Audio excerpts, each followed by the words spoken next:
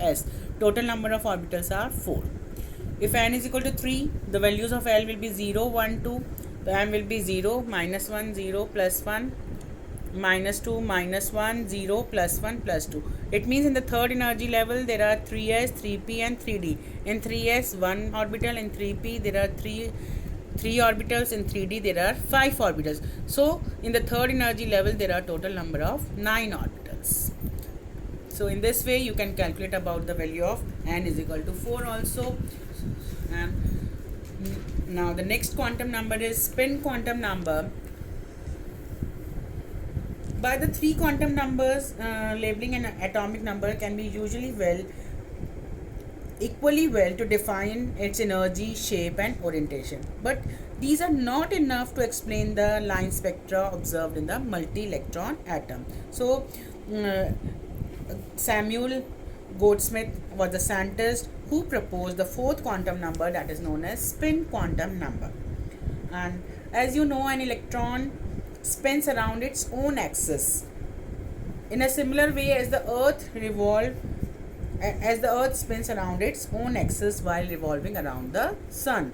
So with the help of spin quantum number, it tells about the spin angular momentum of the electron, which have 2 orientation relative to the chosen axis, and these 2 orientation are distinguished by the spin quantum number, which can take which have values plus half and minus half.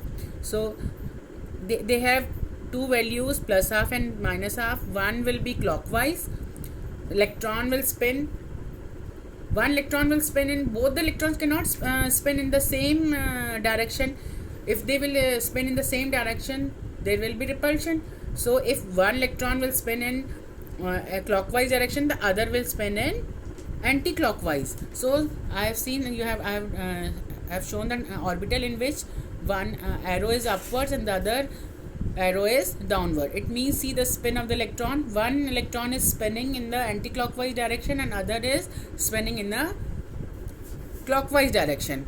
So in this way, by these 4 quantum numbers, you can tell the position of the electron, distribution of the electrons present in the energy level. So to summarize, I have given you, just go through this table. This is a summary of the quantum numbers. To sum up, first quantum number determines the size of the orbital and also the energy of the orbital. Second, L determines the subshell and shape of the orbital. And the third, magnetic quantum number determines the orientation of the orbital. And the fourth, spin refers the orientation of the spin of the electron. So this is the table. Principal quantum number determines the shell. Value of n is equal to 1, 2, 3, 4. Azimuthal value of L is 0, 1, 2, 3 means 0 to n minus 1. Magnetic quantum number determines the number of orbitals. Spin quantum number have values plus half and minus half. And in the last, see, it will be more clear by this picture. In the first, if n is equal to 1 means K shell has how many subshell? 1 subshell. And how many orbitals? 1 orbital. If n is equal to 2 subshell, how many orbitals? 2s will have 1 and 2p will have 3. Total number of orbitals in second energy level is 4. In third subshell, 3s, 3p, 3d.